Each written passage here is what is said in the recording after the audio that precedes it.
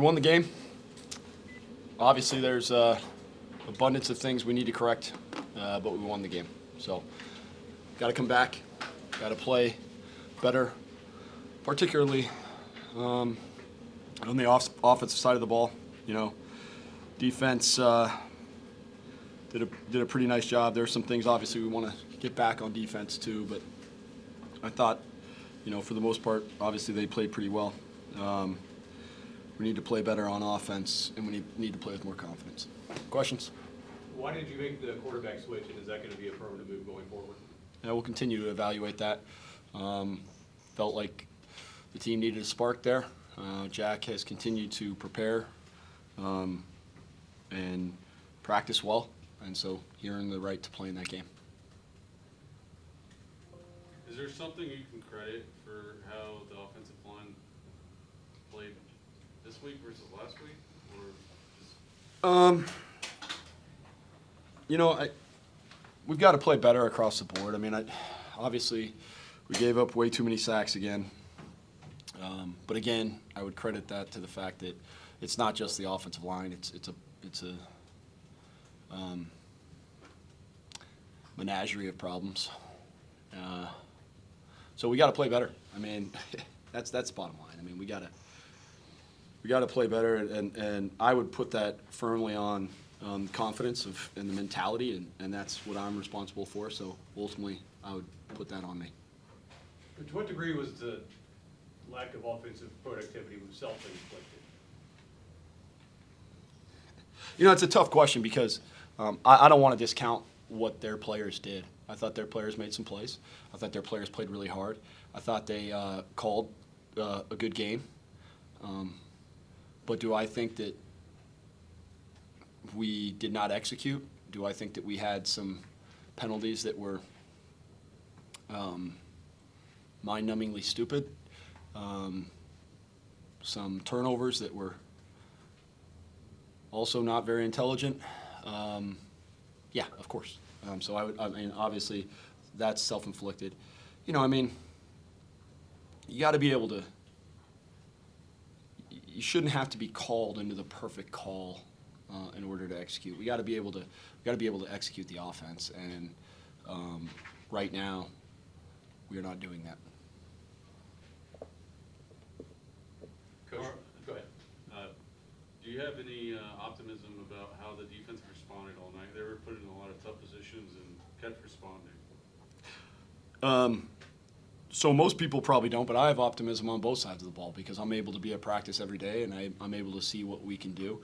I'm able to see what our players can do on a consistent basis. I watch how hard our coaches prepare, and I watch how our players work.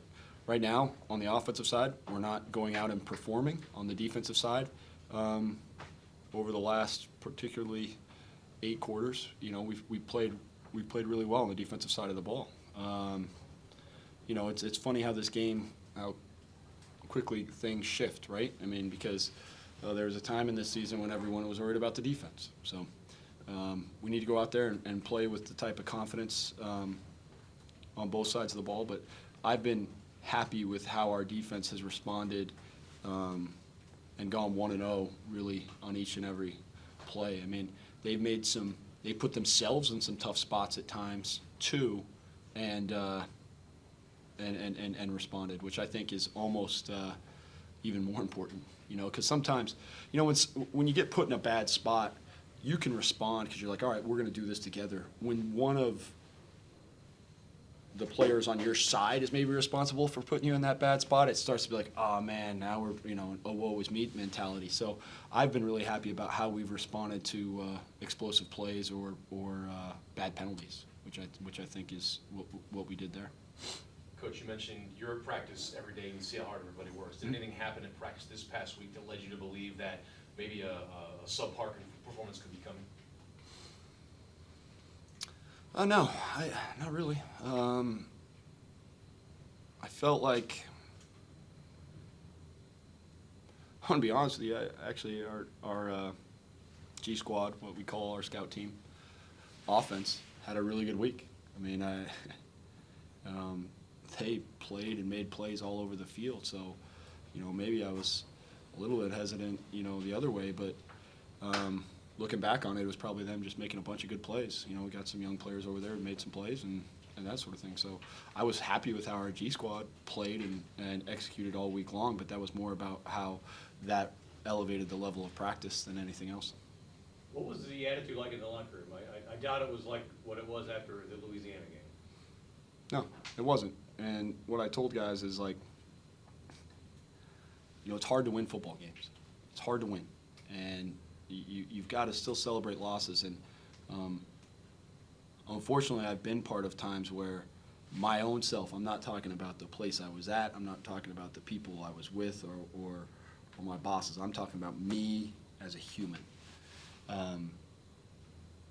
When at the end of the game, even on some games where maybe we put up a bunch of points and we still won, but I didn't think we executed well over a certain stretch, I went home and I was ticked off and I didn't celebrate those wins. And guess what? I can't have those nights back, right? I can't have those feelings back. I can't have, be able to sit down and have a nice night with my wife or my mother or my kids or whatever, or my mother-in-law, my best friends who come to visit. Like I wasted those nights, right? Because I was so consumed with it was beyond winning for me. It was about performing to the expectation that I had. Listen, I'm always going to be that way, but you still need to appreciate winning, because what I ultimately found was that feeling seeped into practice in our team the next week, and that sapped some of our confidence, and ultimately I think it cost us games. So I'm not going to be like that. I refuse to. We won the game. Was the game the type of performance that I envisioned? On one side of the ball it was, but obviously we have to play better. I mean, there's no doubt about it. When a player has a performance like Kelby Williams did tonight, that was pretty spectacular. Is it hard to kind of give him credit for what he did when the offensive performed the way they did? Nope. Sure, I'm glad he played the way he did. Thought he played really well.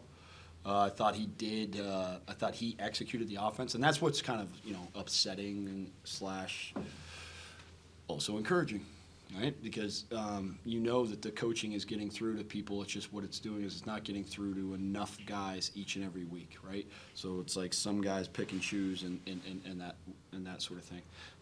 It's my job to make sure that we play at a more consistent level, and right now I've got to do a better job there. It's plain and simple.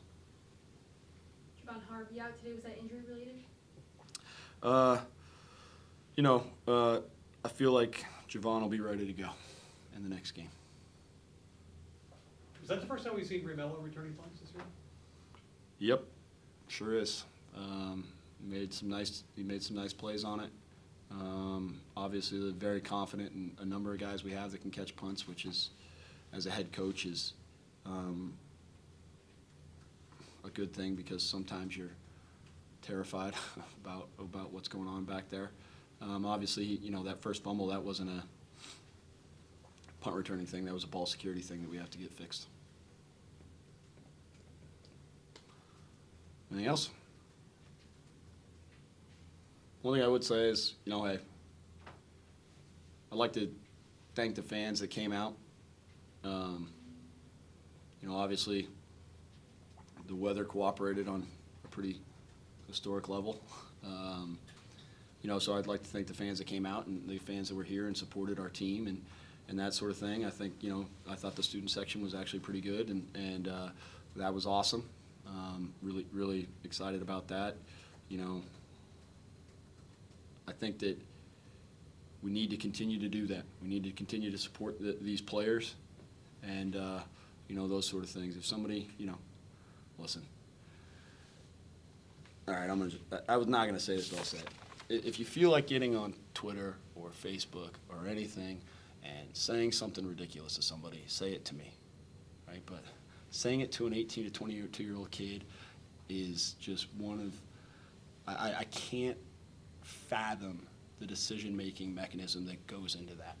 I can't even fathom that. And especially when I would like the person or the people that are making those decisions to think about the decisions, think about if they had to go through the same thing at 18 to 22.